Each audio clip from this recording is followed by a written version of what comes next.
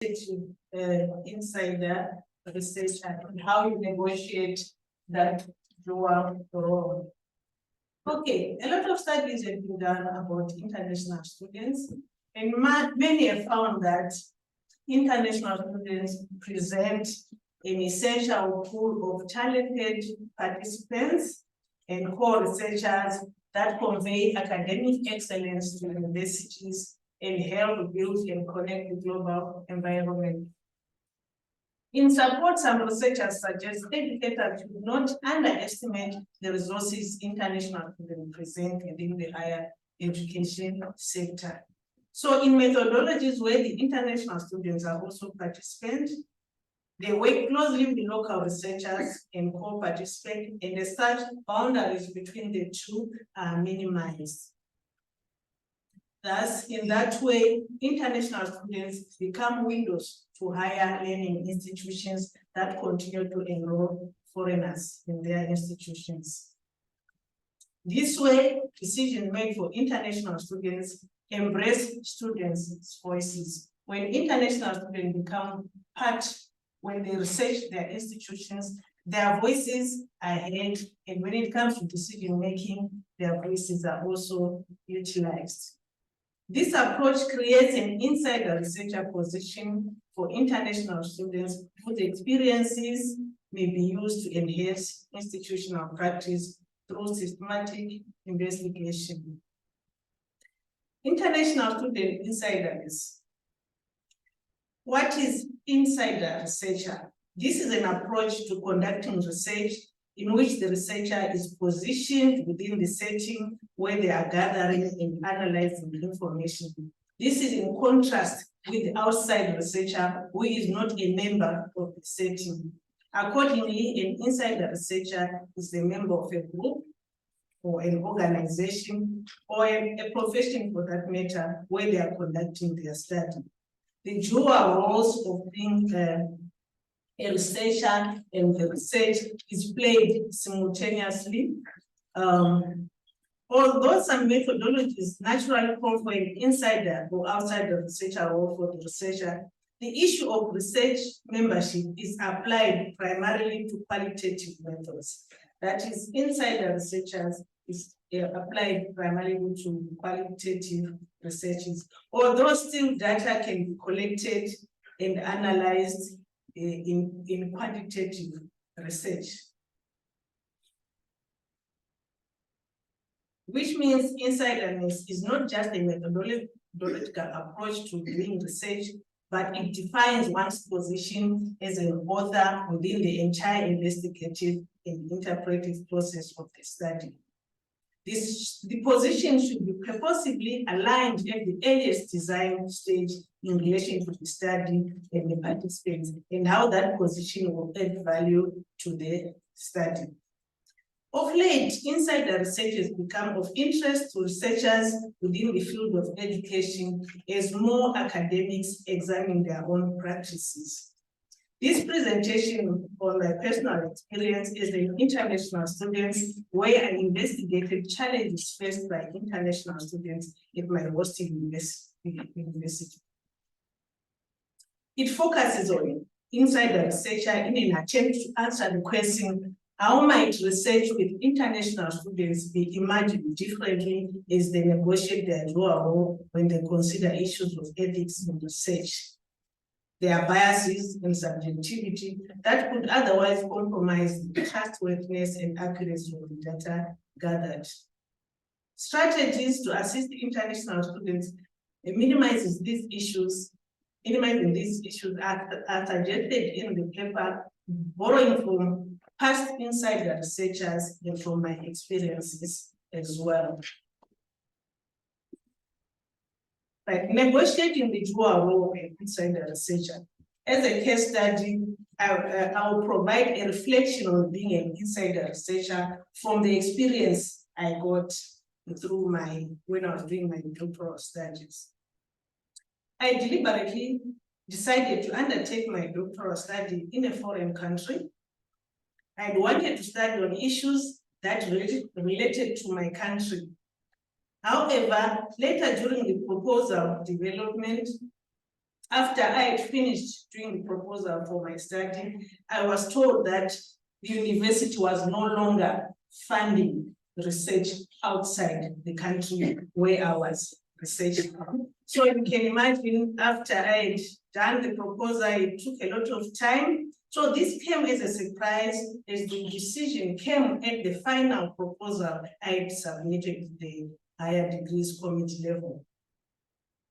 For me to come to reach the submission stage meant I'd been in the institution for a significant time. This obstacle became one of the many I had encountered as an international student at the university. Therein, for the new proposal, I made a decision to gain an in-depth understanding of what other challenges my fellow international students were facing. So the data was collected in the university I was enrolled, from my fellow international postgraduate students in the International Relations Office from that institution. I also made use of their policy document on international students. This is how I became positioned as an insider researcher. Thus, I assumed the dual roles of being a researcher and the researched. The twofold role I had not planned for made my doctoral study stimulating, as I accidentally became integral to the phenomenon being investigated within the context of international students at my university. The dual role also became motivational to my progress, as the outcome of the study and mutual benefits, that of the completion of my study, of course, and that of providing information for best practices in the university. I then maximized the insider researcher status to the best advantage. Outstandingly, I developed a passion for the study and became more devoted to the research, despite the perceived obstacles modeled by the insider researcher. My commitment was strengthened because I understood the topic, as I shared the same experience with the respondents. Additionally, being native to the setting created the ease of conveniently finding the participants in the documents, making appointments easy for the interviews and getting consent from the university. There was also no worry about orienting with the research environment and the participants, because I was already native to the site of the research and was familiar with the potential respondents. The position also sidestepped the issue of culture shock, which outsider researchers may experience. Similarly, having prior background knowledge and understanding of the context of the study became more useful in the period of COVID-19, because that's when I did this study there. Since there was no travel to the site, it fell off, and social distancing and isolation, which were maintained for my safety and the participants, was kept. Correspondingly, the insider position made it possible to have prior knowledge and understanding of the setting, and thus questions were developed basing on the rich understanding of the issues which needed inquiry. Greater familiarity and prior understanding also helped develop further lines of questioning during interviews, because I was familiar with that, leading to richer description and detail in the report. The status was also assistive in extracting true data, as I could relate to the experiences of those I was investigating. As inference, the participants also developed a passion for the dialogue, as they welcomed the opportunity to dialogue with someone who they dared to understand or undertake a study in the issues that related to their experience. The participants also expressed excitement that their lived stories were going to be finally documented. This type of inclusive research can only promote positive outcome for international student researchers. Again, being an insider researcher meant I had an easy access and acceptance to the institution and the respondents, and hence the gatekeeper gave full backing for the research to be conducted in the university. Moreover, the participants and I understood the university values, organizational dynamics, and the lived experience, which enabled a deeper understanding of the concerns under study, which translated to rich, in-depth data collected. Also, the relationships and the familiarity with potential participants, the perceived benefit of study, as well as the success of my doctoral studies, may have influenced the willingness of the participants. Similarly, a level of trust and rapport was easy to establish, as I was not a stranger to many of the participants, which made them feel they were talking to one of their own, and therefore were very open and free to dialogue. The familiarity as well also influenced the participant to be comfortable, thereby opening and giving detailed accounts of experience, even sharing sensitive opinions.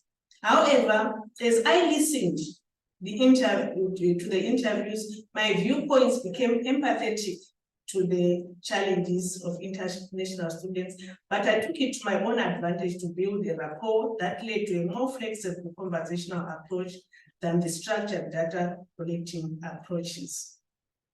However, being an insider researcher, there were issues which I had to negotiate to manage the dual role I held as the researcher and the research.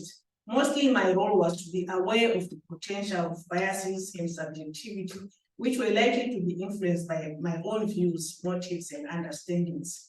From that position, I had to employ certain procedures to alleviate any likeliness of biases and subjectivity that would otherwise compromise the trustworthiness and accuracy of the data. Accordingly, while building on the familiarity with the university, I was also cautious not to project my personal interpretations on the participants, as well as during data analysis and interpretation. To do so, I had to remain truthful, neutral, and refuse to be swayed by my personal experiences. And likewise, I resisted the temptation to show my own experience with the respondents. In the same manner, my other role was to be attentive to the data and be reasonable and responsible in judgment by detaching from the subject matter and the views of the participants, but instead viewed issues at hand critically from the participant's perspective. Above all, I opened up to one author's idea of giving a detailed audit trail of the data analysis process to help the reader understand how the conceptual conclusions were arrived at. Another critical challenge related to the confidentiality and privacy, as it is often easy inside the researcher to make connections to where the study was conducted. For that reason, I did not need to specifically pinpoint the institution, but rather generalize to the country. Where the institution could be linked or associated with my details, which normally included the name of the institutions, I was justified within the ethics approval process. My participants' identities also needed to be protected, and hence pseudonyms or codes were used.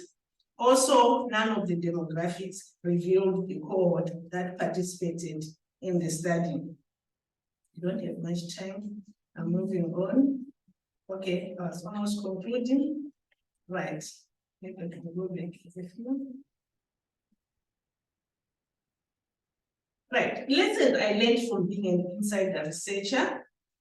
Most importantly, I enjoyed the ease of access and acceptance by the institution. It was also motivating to find out that respondents were excited to share their stories. I was also very excited to carry out the study where I understood the values in the contextual information of the institution. Further, rather than keeping to the idea of using a fixed instrument or set of persons, familiarity to the setting allowed persons to be developed and changed. The idea of insider research supports well with the ideas in qualitative research that realities are multiple and socially constructed within a specific context. Therefore, the findings cannot be generalized. Also, the insider researcher contributed to the timeous completion of the research as I looked forward to the benefits of the outcomes, presenting a valuable opportunity to advance theory and practice. Right. In conclusion, conducting insider research with international students presents a unique, challenging opportunity as one negotiates the dual role, but paradoxically presents benefits for both the institution and the international students. To close the gap, the aim of this paper was to offer my experiences as a case study.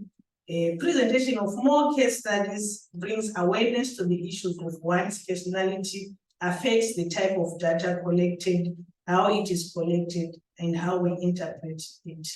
Recognizing and acknowledging one's potential biases and role played during insider research methodologies. Thank you very much. Thank you so much. I'm just stopping.